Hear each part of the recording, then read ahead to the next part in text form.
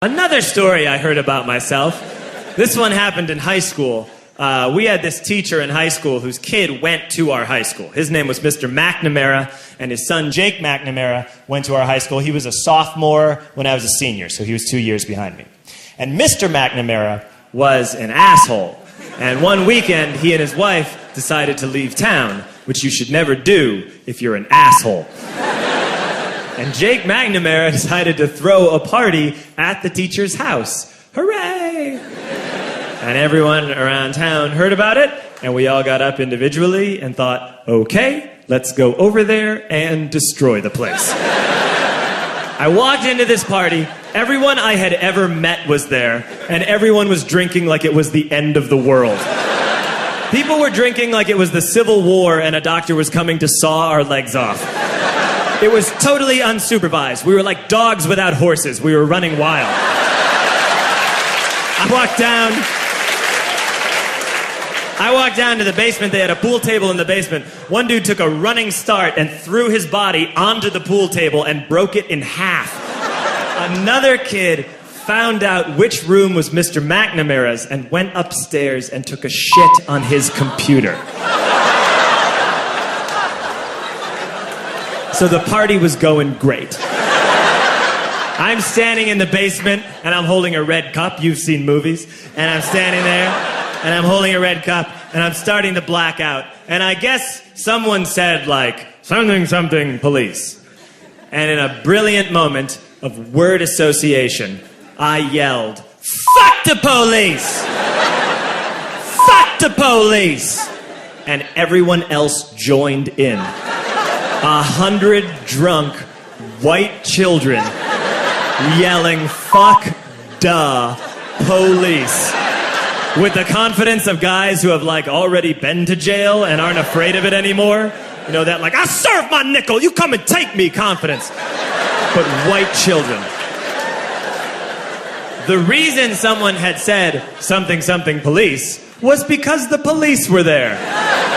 So a Chicago police officer walked down the stairs and got to the bottom in the basement and looked out over a sea of drunk toddlers yelling, fuck the police, in his face. And he was almost impressed. He's like, wow. And then he leaned into his walkie-talkie and went, get the paddy wagon.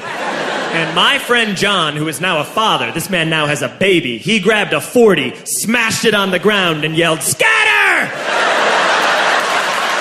And everyone ran in a different direction. We all ran in different directions. It was like that scene in Ratatouille when the humans come in the kitchen and all the rats go in different ways. We all ran in different directions. I ran into the laundry room and I jumped up on the washing machine and I crawled out through a window into the backyard, and now I'm running through the backyard and there was this big chain link fence and I thought, I've never climbed a fence that high before. And then I woke up at home.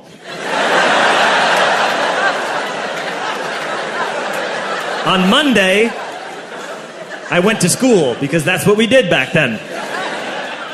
And I'm walking into the school building, and who do I see but Jake McNamara? And he says to me, hey, were you at my party on Saturday? And I said, no. You know, like a liar. And he said things got really out of hand. Someone broke the pool table. Someone took a shit on my dad's computer. But the worst thing, he says, the worst thing is that someone stole these old antique photos of my grandmother, and my parents are freaking out about it. And I had that thought that only blackout drunks and Steve Urkel can have.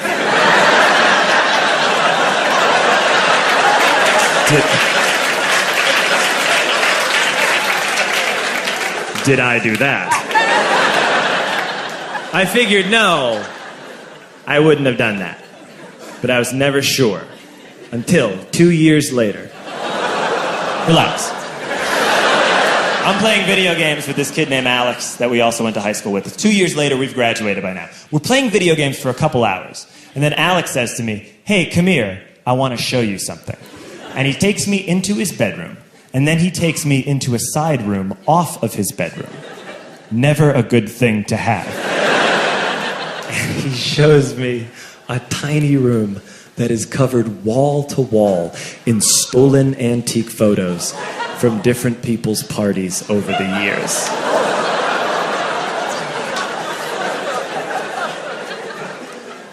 said, why?